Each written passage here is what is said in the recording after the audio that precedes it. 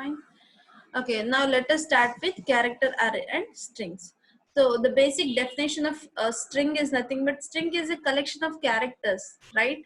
Your space is also a character. So string is a collection of character. Basically, it is in terms of ASCII characters, and that will be stored in memory with the null pointer at the end. Okay.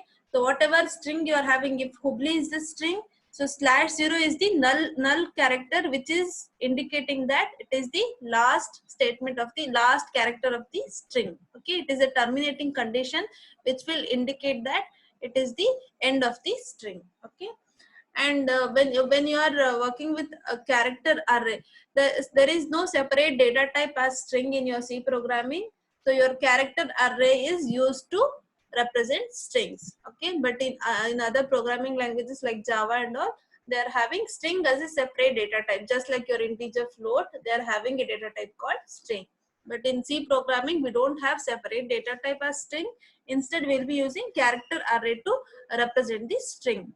Okay, and your string must always end with null pointer, that is /0, null character. /0 must be given at the end of the string. Okay, and fine, here you can see the example character city of 10. So here character is the data type, city is the name of the string, and 10 is indicating that length of the string. So total how much memory is allocated for this string? 10 memory locations. Fine. And after that, okay, 10 character carries 1 byte, so it is going to allocate 10 bytes for it. Fine. And after that, Hubli, when you give the specify this string, what it's going to allocate? So city of 0, the first location will be having H, and city of 1 will be having U, city of 2 will be having B, and city of 3 will be having L, and city of 4 will be having I. So all the characters over, and last one city of 5 will be having /0. By default it is allocated with /0. And after that, okay, after that the remaining empty positions, because here we have taken 10, so remaining empty positions will be represented with /0. Okay, it is indicating null, there is nothing in that locations. Fine. And the same, this is called as declaration and initialization of the string. The same thing can be written like this when you don't know the size of this string. So inside a city of 10, we have not given the size. Okay, so it will calculate how many characters are there. 5 characters are there, plus 1 for /0. So total 6 characters will be allocated for this 6 locations. Fine. And see this example, this all these are same, you can declare the same string in different ways. Okay, see this example here, we are allocating character by character, one by one, with open and closing flower braces. Fine. Last character should be null, that is /0. Why we have to indicate null character or terminating character? Just because your array is of fixed size, but your string cannot be fixed in terms of length. That's why in order to specify this is the end of the string, we are using /0. Okay, and fine.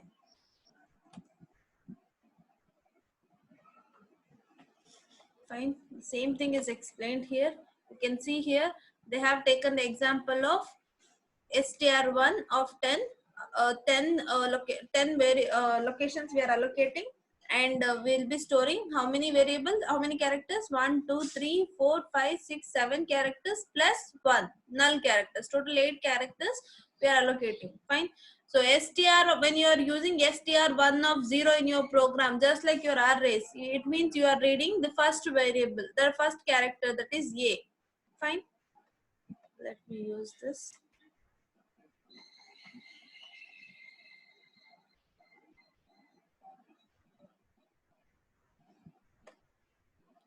Fine. When you are using str1 of 0, here you can see str1 of 0 holds what? A. The first character. Str1 of 1 holds M.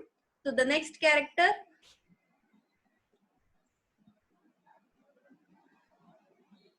Fine. And str2 it holds E, and the next str3 holds R, str4 holds I, str5 holds C, and str6 holds A. It is America, okay, and str, the last character is what? Null character, that is /0. Fine, and remaining memory will be wasted, so it is allocated with /0, the null characters. Fine, these are the two ways of declaring and initializing your array. And you can also represent strings using pointers like this. There are two ways of representing your strings, one with array and the other one is pointer. Using pointers we can represent strings, which we'll be studying in 5th module. Fine. And so when you have to read the string from user, if you are declaring directly in the program, then we can make use of this kind of array and directly declare the string. Okay, it is like directly initializing the value. Fine.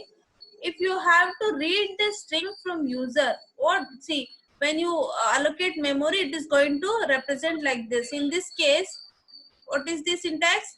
Character str of equal to good. They have given good. Fine. Here G will be the first character and D. Like this, memory is allocated and the last character will be null character. In this case, we have not specified memory location. How much memory should be allocated? The size of this string. So it is going to allocate 0 to 4. Okay, if you specify the size of the string as 10, so 0 to 4 we are using, remaining spaces will be filled with /0, that is null character. Fine. And here you can see that character, this is how we are declaring the variable. You can't declare the variable and initialize it later. You are declaring character str1 of 20 and later you can't do str1 is equal to the string. You can't give like that. That is illegal. Okay, that will throw error. Fine. You have to declare and initialize in the same line. Fine. And otherwise you have to read from the user. If you are declaring and if you are not initializing, you must read from the user. Fine. How do you read the string from user? Printf, enter the string. Will be asking user to enter the string.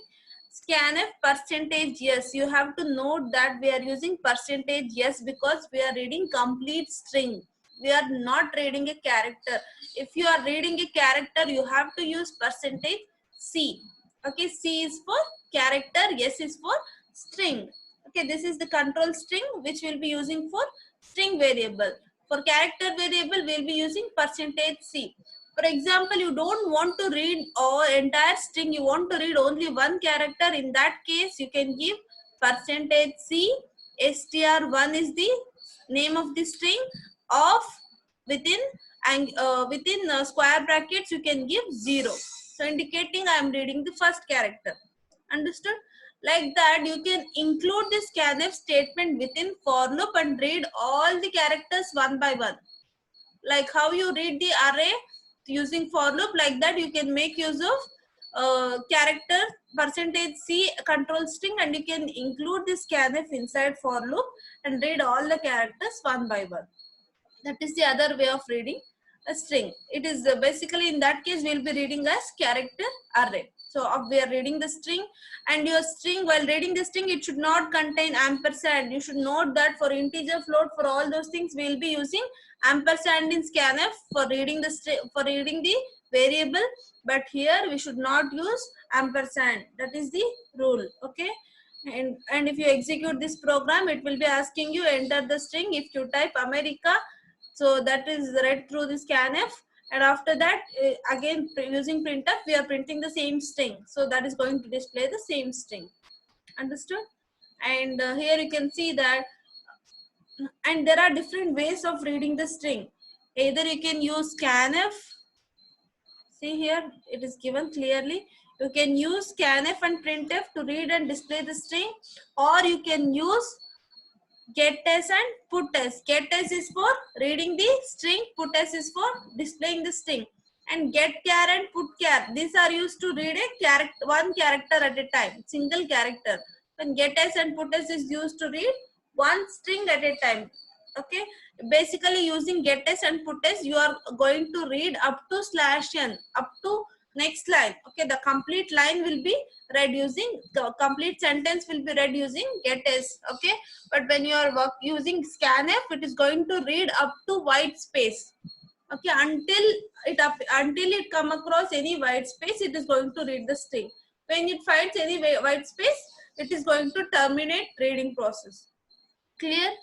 Difference between scanf and getS. If you are using scanf, it is going to read one string until white space encounters. When white space encounters, it is going to stop reading. Okay, but what is in case of your getS? Your getS is going to read complete sentence.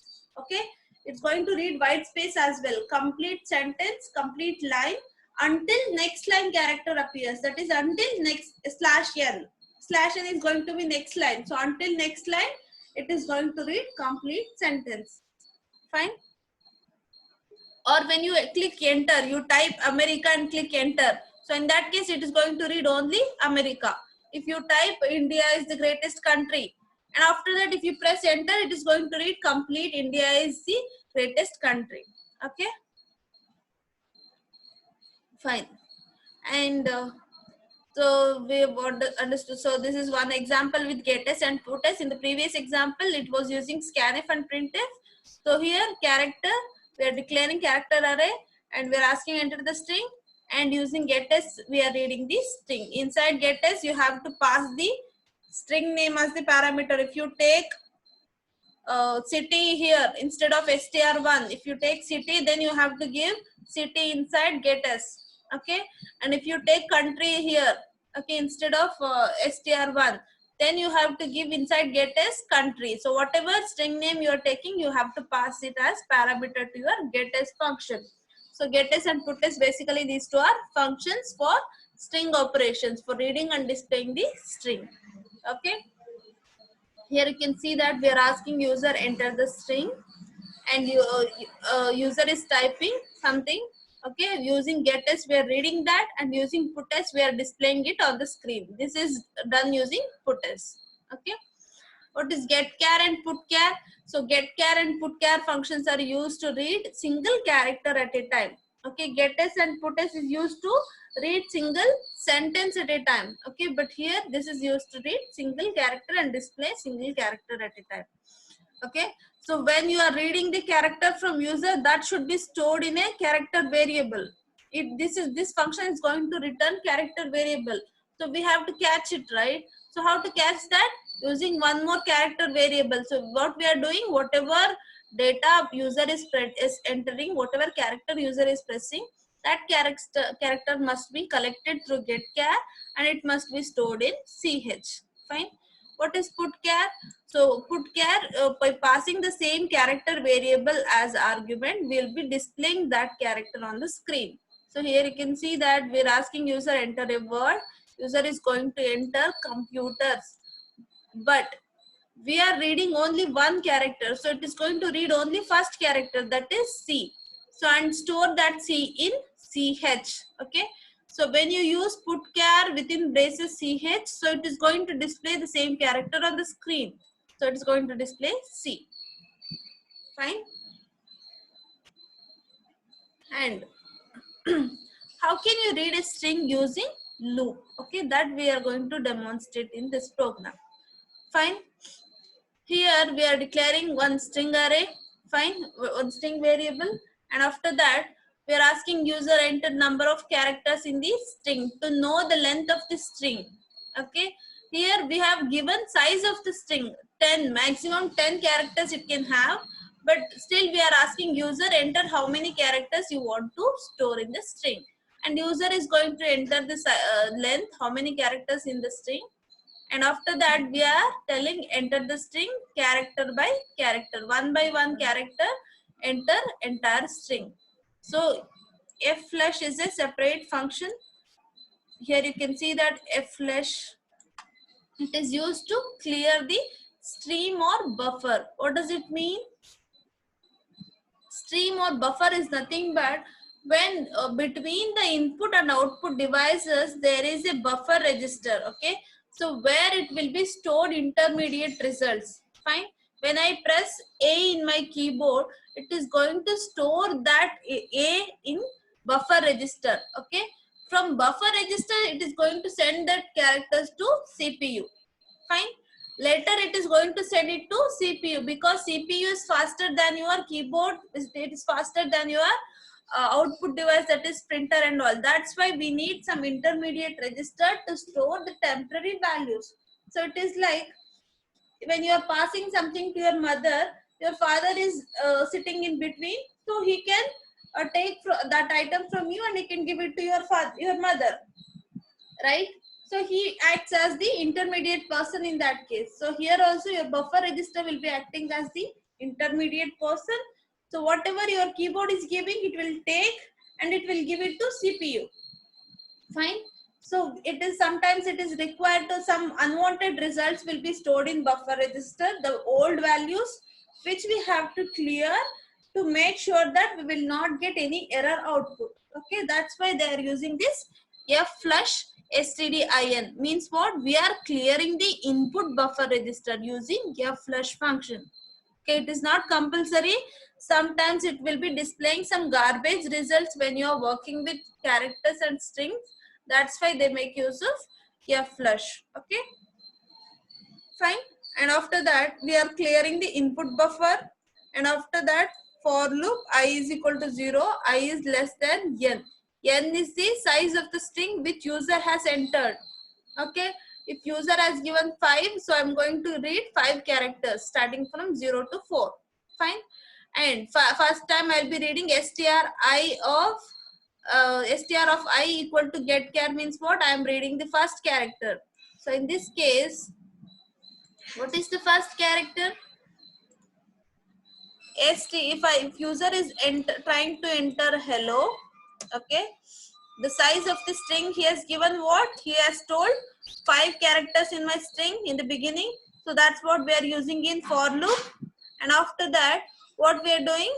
We are taking str of 0 is equal to the first character. When get char function is used, it is going to read the first character.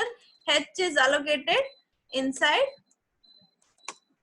That using this function is same as str of 0 is equal to h in the first iteration of the for loop, because I value is 0. In second iteration, I value becomes 1. So we are going to read E. In the third iteration, I value will become 2. So we are going to read the next character, that is L. Fine. In the next iteration, I value will be 3. So we are going to read the another L. Sorry. Okay. In the next iteration, I value will become 4 and we are going to read O. So now all the elements are read. Str of 0 to 4, you can see the for loop. If you are having n value 5, I is equal to 0, I is less than 5, it will become. So 0 to 4, all the elements are read and we are clearing the intermediate buffer. After that, we are coming out of for loop and allocating str of what is the I value. When this for loop is terminated, when I is equal to 4, this for loop is executed. Again, it will go back to for loop and it will increment the I value. So I value will become 5 and 5 is not less than 5. So it is coming out of for loop. So when it comes out of for loop, I value will become 5, right? So now what we are doing, str of 5 is equal to /0. That is the null character. You should always append null character at the end of the string. That's what we are doing. And using one more for loop, we are displaying one by one all the characters. Fine. Understanding?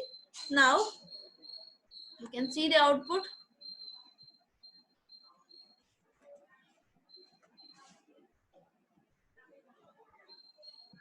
You can see the output. What we are doing? We are asking you user enter number of characters in a string. User is entering 7. So user is going to press one by one all the characters and we are going to display all the characters one by one. Here we are not giving any space or anything. That's why it is displaying one after another directly using putchar. if you use after putchar, if you are making use of printf and give slash t tab space, or you use slash and the new line character, then it is going to print in the next line. Okay, should learn how to play with the characters, because this is very very important. In the interview they will be asking so many problems on character, the strings. Okay, manipulating strings. So it is very much important to understand strings concept clearly. All the concepts are important. With your exam point of view, you have to go through strings, array, all these are very very important. Fine. Now, so far we have understood one dimensional array, one dimensional character array. Now let us understand two dimensional character array or multi-dimensional character array. Fine. So here you can see that character, string name. What is two-dimensional integer? When you're working with two-dimensional integer, it will be int, string name, the name of the variable, and first one is indicating row, second one is indicating column. So here also same thing, instead of integer we make use of character. This is the string name, and after that 3 is indicating number of rows and 10 is indicating number of columns. So total how many elements will be there? Total 30 elements. So in this case total maximum 30 characters it can store. Here you can see that this is your first row and this is your second row and this is your third row. Fine. This is your first row and this is your second row and this is your third row. Fine. And what is first column? A, M, G. This is your first column. M, A, O. This is your second column. I'll just show you the example below. So the same thing can be declared like this. Okay, here you can declare A, M, E, R, I, C, A after the /0. This will be your first row. Like there are different ways of declaring your rows. Okay, this is indicating your first row and this is going to be your second row. You have to close this using flower bracket. That is not done here. Okay, open and closing flower bracket, and this is your third row. So every row must be appended with /0 when you are taking single characters. When you are taking string, you don't have to mention /0. That is terminating character. Here you can see, so this is how it is going to store. This is what two-dimensional character array. Okay, so America is the first row, Mansi is the second row, and Gaurishri is the third row. You can see AMG is your first column, MAO is your second column, ENW is your third column. When you have to read this character, what you have to give? You have to give, what is the name of the string? Name of the string is str. So we'll be giving what? When you have to read the first character, str of 0, 0th row and 0th column. So that is going to be your A, the first character we are reading using this. And str of 0th row, first column. So we are going to read M. Okay. And str of, what is the row? First row, 0th row. And what is the column number? 2. So this is going to read your E. So like this, we can read all the elements one by one. If you want to read the second row details, then we have to use str of 1. Second row is 1 and first column and next column. Like that, we keep reading all the elements of your character, multi-dimensional character array. Okay. So this one str of 1 of 0 is nothing but we are reading M, second row, and we are reading second row, next element. We keep reading all the elements like this. You have to, so instead of using the numbers, index numbers directly, we make use of for loop or any other loop, and we will take that index values as I. Okay. So in this case, we have taken I is equal to 0. And j is first time it is 0, second time j is incremented to 1. The inner for loop, this is going to be your inner for loop and this is going to be your outer for loop. When you have to read all the elements of a row, we need to use two for loops, I for loop and j for loop. I for loop will be monitoring your entire row and j for loop is used to read one by one all the elements of entire row. Clear? Fine.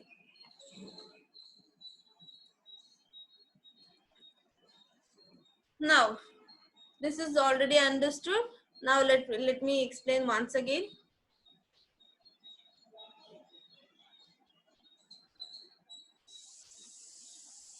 If I'm taking any multidimensional array, so str1 is the name of the array, and I'm telling 2 rows. How many rows? Rows, 2 rows, and columns.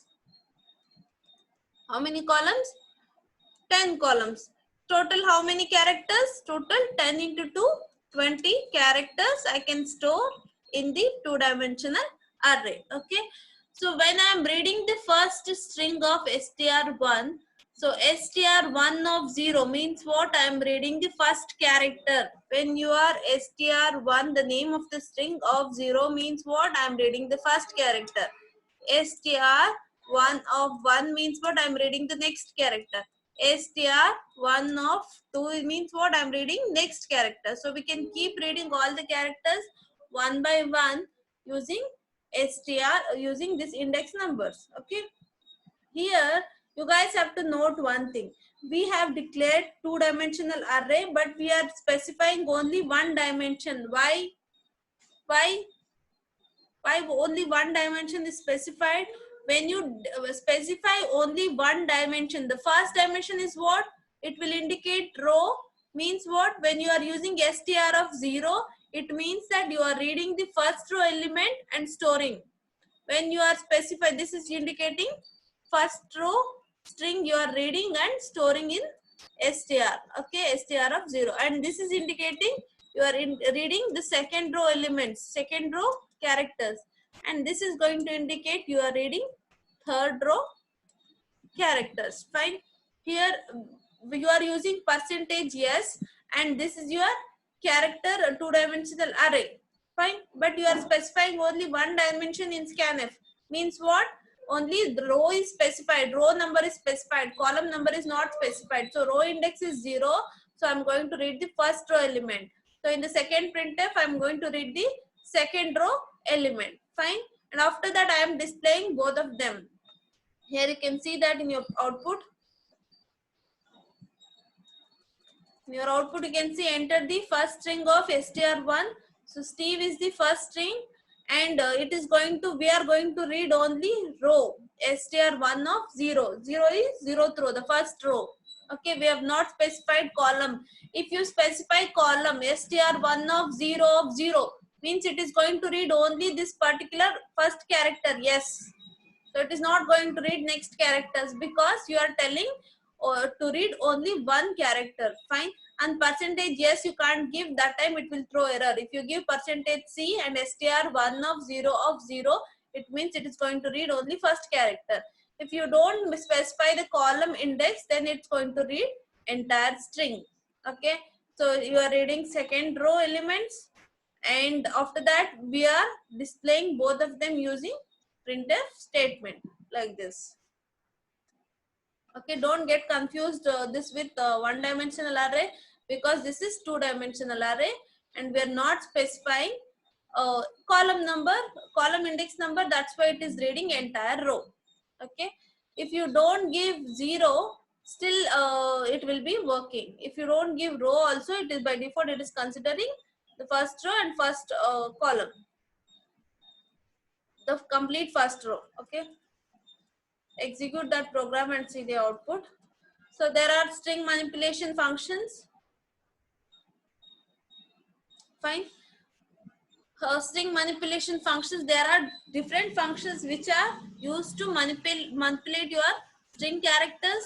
The string compare function is used to compare 2 strings, and string concatenation function is used to combine 2 strings. String reverse is used to reverse the string. String length is used to find the length of the string, and lowercase to uppercase, this is used to convert lowercase to uppercase, and searching specific character in a string, string copy, all these are built-in functions in strings. But All these functions are written inside your header file string.h. When you are using that those functions, you have to include string.h header file in your program. Fine. Now,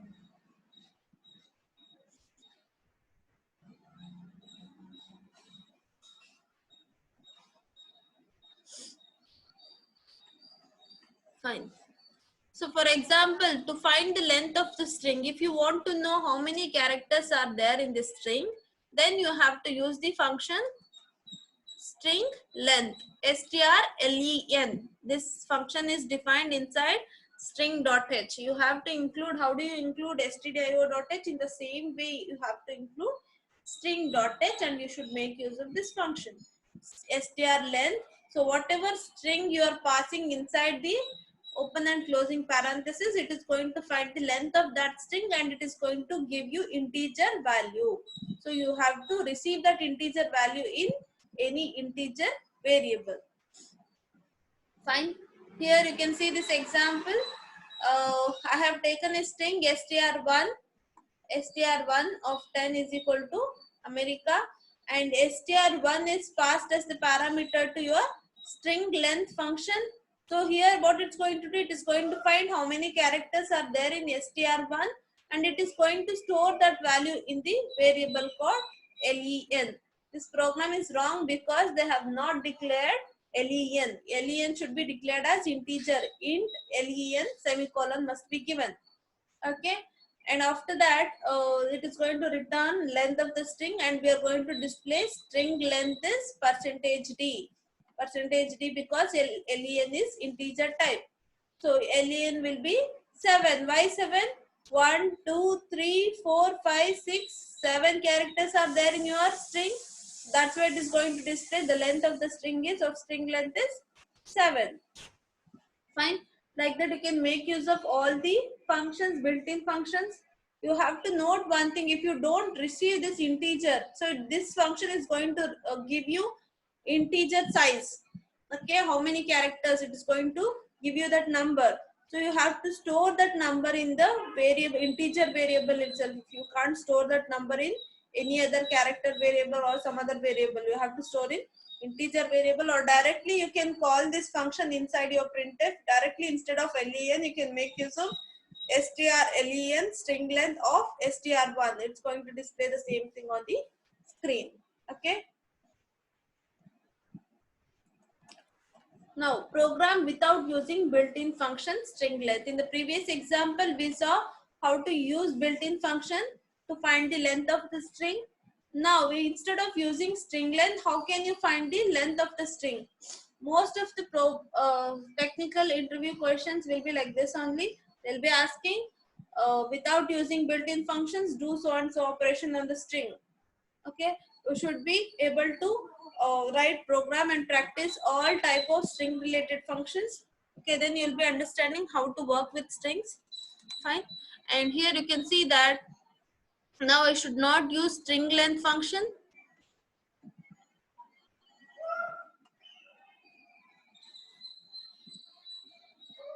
Now I should not use string length function.